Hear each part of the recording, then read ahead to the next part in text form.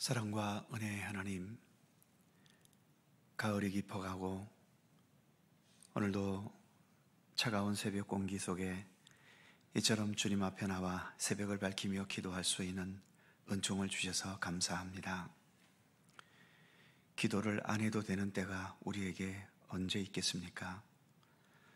힘들고 고통스럽고 아픔이 있어도 기도할 때이며, 행복에 넘치고 기쁨과 좋은 일들이 많아도 여전히 우리는 기도와 더불어 주님과 함께 동행해야 할 믿음의 사람들임을 늘 잊지 않게 하여 주옵소서. 저희들로 하여금 이렇게 새벽을 밝히며 기도하는 기도의 백성으로 삼아 주셨사오니 언제나 하루의 첫 시간을 주님과 함께 동행하면서 더 온전하고 성숙하고 주님 기뻐하시는 참된 믿음의 백성으로 날마다 자라갈 수 있도록 우리를 인도하여 주옵소서. 이 새벽도 주 성령께서 친히 우리 가운데 함께 하시기를 원하옵고 예수님의 이름으로 기도드립니다. 아멘. 찬송 401장입니다. 401장.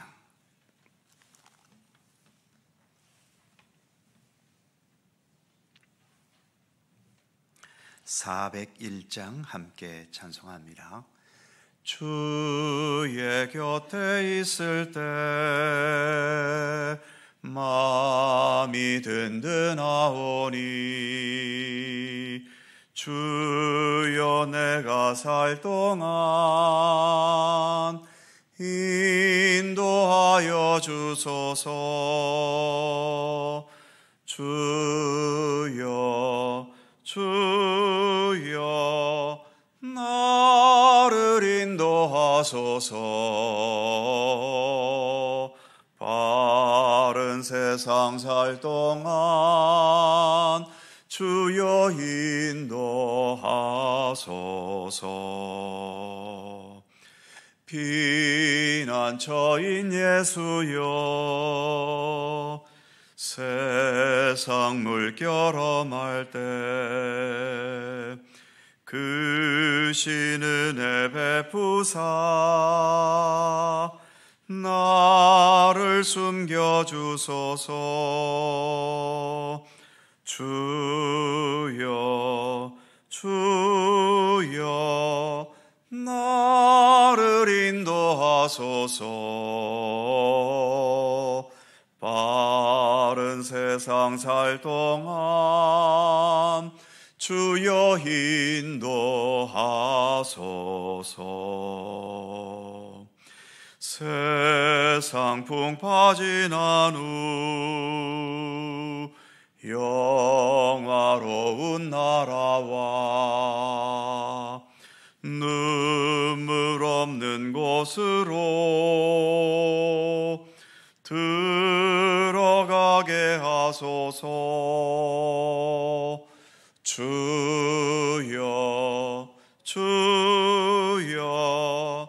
나를 인도하소서. 바른 세상 살 동안 주여 인도하소서.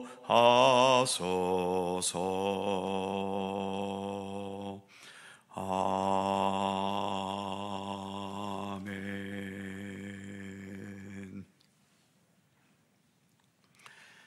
잠언 4장 10절입니다. 구약성경 914면 잠언 4장 10절에서 19절까지의 말씀입니다.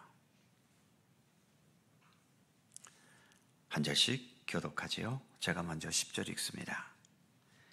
내 아들아 들으라, 내 말을 받으라. 그리하면 내 생명의 해가 길리라.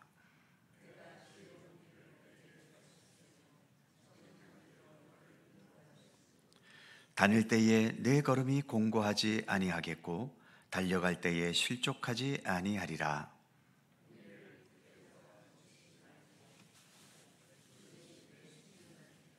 사악한 자의 길에 들어가지 말며 악인의 길로 다니지 말지어다.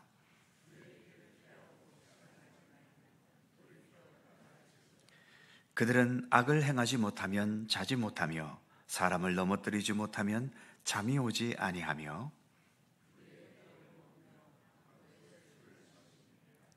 의인의 길은 돋는 햇살 같아서 크게 빛나 한낮의 광명에 이르거니와.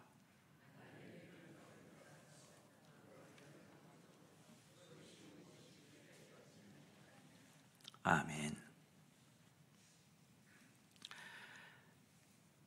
지금 아시안 게임이 중국에서 계속되고 있고, 특히 탁구 여자 복식에서 금메달을 21년 만에 따는 성과도 있었습니다. 그런데 탁구와 테니스를 비교해 보자면 탁구는 규모가 정말 작지요. 탁구대도 길이가 2.7m 정도이고 폭도 1.5m 조금 넘는 정도입니다. 탁구공은 계란보다도 더 작고 라켓도 손바닥 크기 정도지요. 반면 테니스는 규모가 참 큽니다. 테니스 코트의 길이는 약 24m, 폭은 11m. 테니스 공은 야구공만 하고 라켓도 거의 70cm에 이릅니다. 그런데 탁구 선수가 탁구의 안목을 높이기 위해서 좁은 탁구대를 벗어나서 넓은 테니스 코트에서 테니스를 하는 게 탁구를 훈련하는 데 도움이 될까요? 도움이 되지는 않습니다. 아무리 테니스가 탁구보다 더 커 보이고 광활해 보인다 해도, 그리고 화려해 보여도 탁구 선수는 좁고 작은 탁구대에서 훈련하고 연습을 해야 하는 거죠. 왜 이 말씀을 드리냐 하면, 우리는 예수 그리스도를 믿고 따르는 그리스도인으로서의 길을 가고 있습니다. 이 믿음의 길을 예수님께서는 좁은 문이라고까지 표현하셨지요. 좁은 길을 가고 있는 겁니다. 우리는 예수님과 함께 살아가는 삶을 더 깊이 배우기 위해 좁은 믿음의 길이 아니라 세상에 널려있는 넓고 화려한 사람의 욕심과 욕망을 추구하는 세상의 길을 걸어보는 게 과연 필요할까요? 탕자 비유에서처럼 우리도 탕자의 길을 한 번쯤은 걸어가 보는 것을 경험해야만 제대로 된 믿음의 길을 바르게 가게 되고 깨닫게 될까요? 전혀 그렇지 않습니다. 예수께서 말씀하신 탕자의 비유는 하나님께서 잃어버린 양 한 마리를 찾듯 탕자들도 찾아서 맞이해 주신다는 하나님의 무한한 사랑에 대한 비유이지, 탕자가 한 번쯤은 되어도 괜찮다는 그런 의미의 비유는 결코 아니지요. 우리가 걷고 있는 이 믿음의 길을 탁구로 비유해보고 세상을 테니스로 비유해 본다면, 탁구라는 믿음의 길을 가기 위해 테니스라는 세상을 굳이 경험해야 할 필요는 없는 겁니다. 테니스를 경험하다가 탁구를 더 잘하게 될 가능성보다는 아예 탁구를 떠나 테니스로 가게 될 위험이 훨씬 더 많은 거지요. 특히 구약 성경에서 우상 숭배를 금지하는 말씀이 그토록 여기저기에 많고 또 강조하고 있는데, 그렇게 강조하고 또 강조하는 이유도 바로 여기에 있는 거죠. 우상 숭배를 경험하면서 우상 숭배의 헛됨을 깨닫고 회개하고 돌아와 더 굳건한 믿음의 사람이 되는 경우보다는 아예 우상 숭배로 영원히 돌아서 버리는 경우들이 절대적으로 훨씬 많았기 때문에, 그래서 하나님께서는 십계명으로부터 시작해서 여러 선지자들의 말씀을 통해서도 우상 숭배를 금지하고 아예 우상 숭배하는 것에는 발도 들여놓지 말 것을 그토록 강하게 강조했던 것입니다. 오늘 우리가 봉독한 말씀도 그런 맥락의 말씀이지요. 본문 10절에서 13절은 하나님의 말씀, 하나님의 지혜를 온전히 따르고 굳게 붙들 것을 강조합니다. 그리고 14절에서 17절은 악한 자들의 길로 가지 말 것을 강력하게 강조하고 있죠. 먼저 10절을 보면 내 아들아 들으라, 내 말을 받으라, 그리하면 내 생명의 해가 길리라. 이렇게 내 말과 내 교훈과 내 지혜를 듣고 또 받으라고 강력히 요구합니다. 그래야만 너의 생명의 날이 길 것이라고 말하고 있지요. 같은 맥락에서 12절을 보면 다닐 때에 내 걸음이 공고하지 아니하겠고 달려갈 때 실족치 아니하리라. 13절에도 보면 훈계를 굳게 잡고 놓치지 말고 지키라. 이것이 너의 생명이라. 그래서 하나님의 지혜, 하나님의 말씀은 이렇게 생명이라고까지 강조하고 있는 겁니다. 반면 14절에 보면 사악한 자의 길에 들어가지 말며 악인의 길로 다니지 말지어다. 15절 그의 길을 피하고 지나지 말며 돌이켜 떠날지어다. 이처럼 악인의 길, 사악한 자의 길, 여기에는 결코 들어서지 말라고 교훈합니다. 그리고 혹시 어쩌다 들어섰다면 여기를 더 경험해 보겠다는 그런 생각이 아니라 속히 거기에서 돌이켜 떠나라고 촉구하고 있는 거죠. 사악한 길, 악한 길은 결코 하나님을 향해 가는 우리의 믿음의 길, 생명의 길, 구원의 길을 가는 것에 전혀 도움이 되지 않기 때문입니다. 어제도 말씀드렸고 계속 강조하는 말씀입니다만 젊은 날에도 당연히 그래야 되겠지만 이제 인생의 후반부를 사시는 분들일수록, 그리고 연로하셔서 이제 하나님의 부르심을 받을 날이 얼마 남지 않은 분들일수록 여기에서 또 하나님의 말씀과 뜻을 벗어나거나 악한 자의 길을 가면서 내 인생의 생채기를 내게 할 그럴 여유가 우리에게는 이제 없습니다. 이제는 오로지 예수 그리스도와 함께 믿음의 길, 진리의 길, 생명의 길을 최선을 다해 가는 것만으로도 우리에게 남은 시간은 부족하다는 사실을 우리는 결코 잊지 말아야 하는 거죠.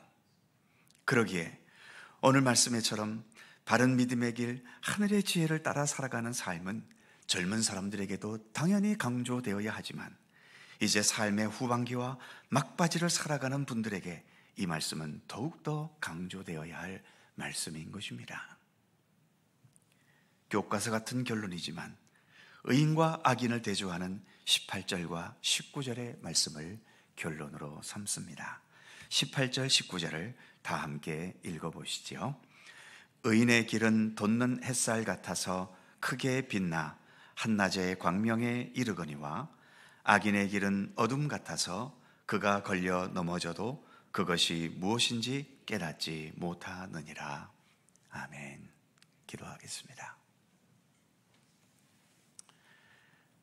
거룩하신 하나님, 지금 읽어가고 있는 잠언 말씀에서 뿐이겠습니까? 성경 전체에서 우리는 오로지 하나님만을 따르고 주님의 말씀에만 순종하고 주님의 선하신 뜻을 언제나 굳게 붙잡고 나아가야 한다는 그 말씀을, 어찌 보면 잔소리보다도 더 많은 것들을 우리는 그러한 내용의 말씀을 늘 말씀을 통해 듣고 있고 또 접하고 있습니다. 그럼에도 불구하고 하나님, 우리에게는 여전히 내 육신의 욕심이 남아있고 세상에 대한 여러 가지의 미련들이 여전히 우리에게는 있습니다. 그러다 보니 하나님의 뜻을 떠나 주님의 말씀을 떠나 여러 세상적인 욕망과 욕심에 여전히 한눈을 팔고 그래서 그러한 길로 접어들 때도 우리에게는 여전히 많습니다.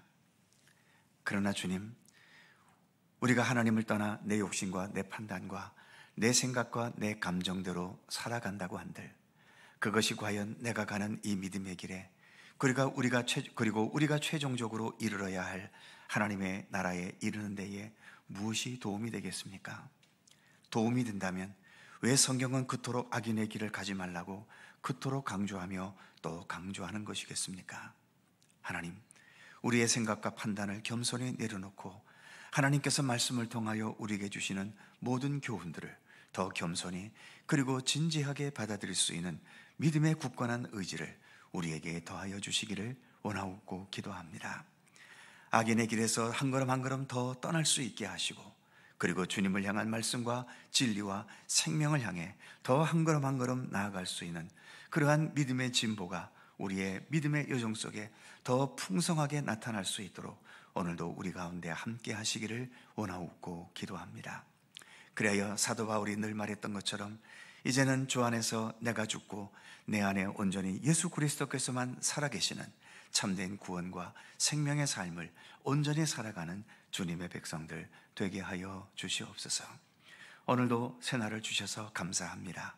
여전히 우리가 이 세상 위에서 이 땅의 환경 속에 살아가고 있지만 우리의 삶의 바탕은 어디까지나 하늘에 계신 우리 하나님이시며 우리를 위해 십자가의 길을 걸어가신 우리 주 예수 그리스도께 우리의 삶의 근본과 바탕이 있음을 언제나 잊지 않게 하시고, 그래서 우리 주 예수 그리스도와 함께 동행하는 참된 믿음의 길을 언제나 성실히 걸어갈 수 있도록 우리와 동행하시기를 간절히 빌고 원합니다.